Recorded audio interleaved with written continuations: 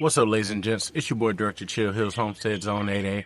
In this video, we're gonna be doing some fall planting or winter planting for our garlic. Let's get it.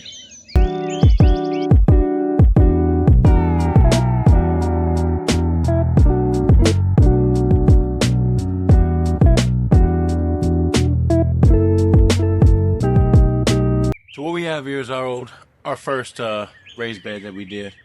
Got some leftover strawberries in here. Didn't really get much from the strawberries this year. I really don't want to move these, although I can. And really, they say it's not good to plant garlic next to shallow rooted plants, but we're gonna give it a try anyway. Just kind of like a last minute thing. Wanted to get some garlic in. So we're gonna take a look here. I'm gonna freshen this up with some fresh soil. All right, we're gonna get this all nice and even here. I just popped these off. I'll restring those next season when I actually start doing square yard growing. I'll show y'all next year how we do that.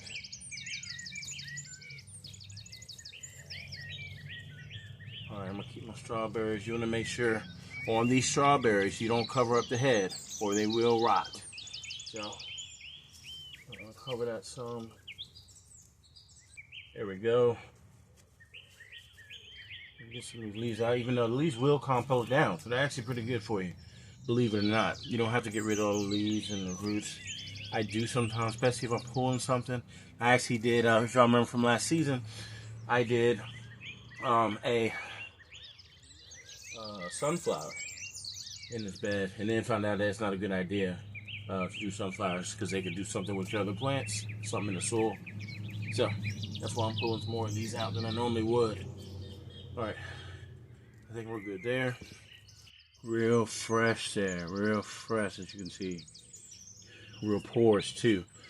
You really want that for your alliums, like your garlics and your onions, because you know they're gonna grow and compress against that soil. So we got the fresh soil added. I got everything nice and smoothed out. So one thing I like to do is dig these trenches around my existing plant. As you can see, I did it around my strawberries. Again, I still got the new soil lined up, but I kind of just dig a little trench around there. A lot of that I use for visual representation once I start moving and disturbing the soil. But also, because, and this is my thought, because these plants have already been in here for a year, they are definitely older than what I'm about to plant. So if we're going to get some rain the next 2 days, the water, instead of it sitting over here where we're going to plant all our garlic cloves, more of it will tend to go down into the drench and water this one, because I would rather this get overwatered than my garlic get overwatered, especially in the beginning. Well, that's with any plant though. So when you're deciding on what garlic you want to pick, of course, there are multiple varieties. I'm doing a bug garlic. You also have the hardneck, okay, which is typically grown in colder climates. But I'm really excited about these. This is what you call an elephant garlic. It actually has a hard neck stem that runs through the middle. And then you have the soft neck. Soft neck is what you see grow more in the south because we don't get as many cold days. And I am growing this over wintering. So this is Georgia's Zone 8A. So we're gonna plant both of these. Just look at it in comparison to the soft neck garlic. So I'm laying on my garlic, I'm gonna have them in the bed. As you can see, you want them at least 2 to 3 inches apart. Or basically 1.5 inches between each one. Because you gotta think, if it starts like that, and it grows to that, you see what I'm saying? And then he grows to that. So maybe at least 1 inch in between two. All right, so I got these two in the corner. You got small, big, small. See, right here I was gonna go big. So right here we had the hard neck, right? Then our strawberry. So this would have been the spot right here where I was gonna go big, but I don't think so. I think I'm gonna go small again. I hate to do this big, but I think I got enough space in these small. And if you see, that's a lot of garlic that I've already planted. I still have this whole half of the bed, but I only have a couple cloves left, so I think I'm just gonna do a half bed of garlic, and maybe, well, not maybe, I know me, we'll come back, plant something on this side. Put in the comments what you think I should plant on this side. Now with any plant, seed, bulb, you want to plant it at least the same width as it is long as deep. That's just a good rule of thumb. So this guy, as you see, is about what, 1.5, 2 inches. I'm gonna go ahead and plant him first just so you guys can see. Dig my little hole, go down right there. So I'm gonna cover him up with basically about 1.5 inches of soil. Get everything nice and close, cover it, okay? If you want to, you can even leave like an impression of your hole, just so you can see everything before you're done. If you want to run lines, string, tags. I'm not running tags. I got 2 strawberries. All right, I'm gonna get the rest of these planted. Be right back to you. So back here to the garden. As you can see, we got everything planted, and no matter how big or small the bulb was, you see that they are all the same depth. I just have not covered them. Some a little bit more than less. I just haven't covered them. But I want to show you one more thing. When you are planting these, of course, there is a wrong way to plant it. So this is exactly how you pull it off, right? You have it, you go to a little split there. Okay, this is the butt side, the bottom. Okay, so you're gonna plant that downwards. Okay, so the roots are gonna go right back where they were when you separated them. All right, here's a quick show in here. We're gonna give this a good push.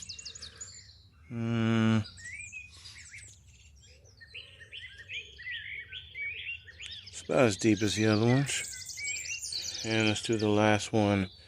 I'm gonna do it, and that's a small one, as you can see. Just a small little boop. And then, okay. So we have everything in. Getting ready to do a little covering. Looking, got a little life in there. See if I can. In there. We got a little buddy, a little roly-poly-doly. If he's bad for me, let me know. Tell me what I can put in here. All right. So now we're just gonna do some slow watering in. As I said, we're supposed to get rain these next couple of days, and then the temperature's gonna drop. Yeah, just a nice little water. I'm gonna go ahead and water this side anyway, just so it doesn't try to suck up the little that I put on this side. Nice little water. See those trenches right there? That's what I was talking about. If you get a lot of water, it's gonna go into the trench first. And so these new ones don't get too much water and rot out, so they can even start growing. Need some roots. Look at this guy. He been chucking jiving. I ain't really showed him much love. There you have it. Well, there you have our first overwintering garlic plant of the year. Overwintering of my homesteading career, short-lived as it is. Show you a couple more things around the homestead. Good to see you guys again. Check out the fall bed that we got with some brassicas in here. Got some beautiful bouquet.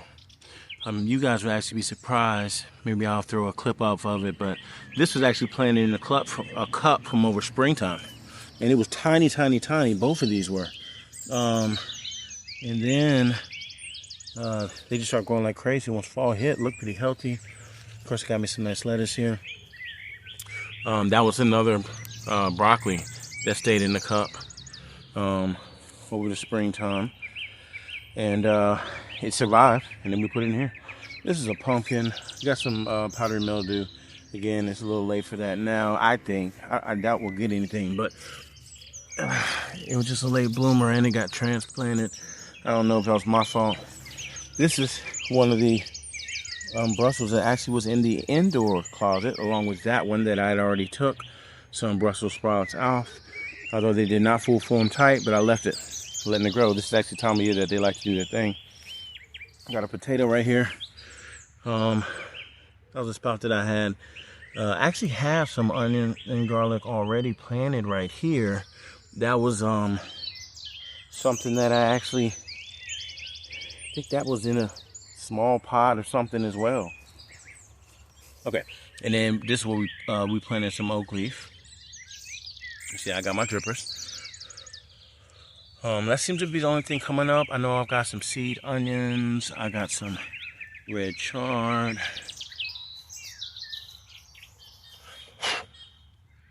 I got some blue kale, which I believe that's what that was over there. Can't read my handwriting. That's how it is. Still running my solar power. I do need to clean it out. But again, this stuff, we're getting rain now, so it's barely even being used. But all right, let's go check out the chicken. As you can see, the lovely ladies and two gentlemen, about to be one gentleman. They are producing eggs like crazy. As you can see, big. They like watermelon. We carved, of course, Halloween just ended, so we did pumpkin seeds and threw that out here. They love that too. They love the watermelon rind.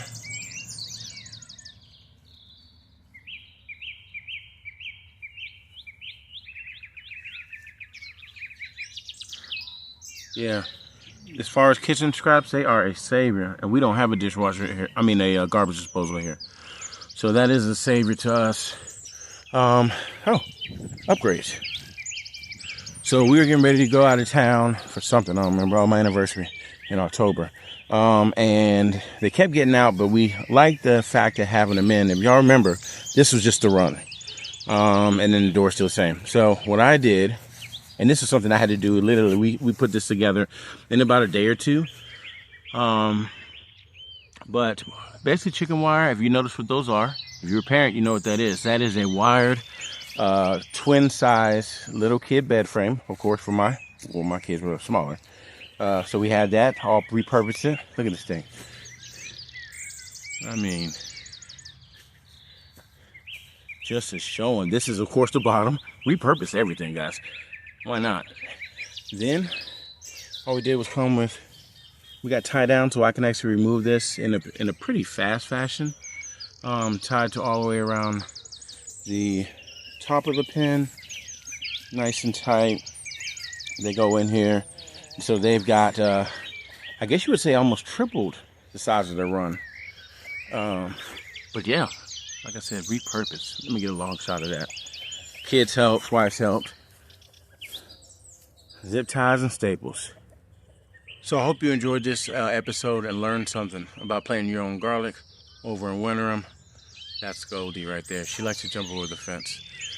Stay tuned. Again, got my real estate license, so if you need or trying to buy or sell a house in Georgia, Director Chill's your man. Keep looking for updates. Keep growing that thing. Peace.